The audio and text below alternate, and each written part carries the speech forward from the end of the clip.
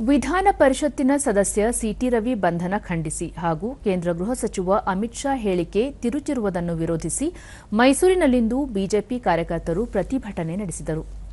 ಪ್ರತಿಭಟನೆಯಲ್ಲಿ ಮಾಜಿ ಶಾಸಕ ಎನ್ ನಾಗೇಂದ್ರ ಸೇರಿದಂತೆ ಬಿಜೆಪಿ ಕಾರ್ಯಕರ್ತರು ಪಾಲ್ಗೊಂಡಿದ್ದರು.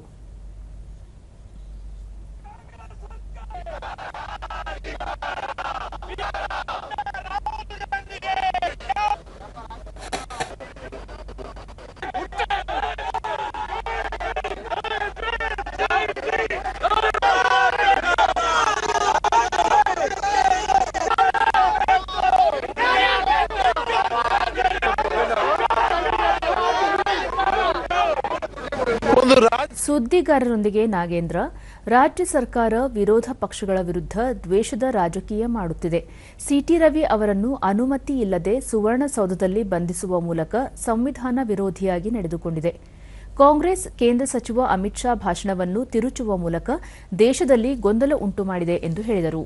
ಇಡೀ ರಾತ್ರಿ ಅವರಿಗೆ ಊಟನೂ ಸಹ ಕೊಡದೆ ಒಂದು ಸ್ಟೇಷನ್ ಇರಿಸದೆ ಇಡೀ ಬೆಳಗಾವಿಯಲ್ಲಿರ್ತಕ್ಕಂಥ ಸ್ಟೇಷನ್ಗಳಿಗೆ ಸುತ್ತಿಸುವಂತ ಕೆಲಸವನ್ನ ಮಾಡಿರ್ತಕ್ಕಂಥದ್ದು ಒಂದು ಕೃತ್ಯ ಅಂತಕ್ಕಂಥದ್ರ ಸಂದರ್ಭದಲ್ಲಿ ನಾನು ಹೇಳಕ್ಕೆ ಇಚ್ಛೆ ಪಡ್ತೇನೆ.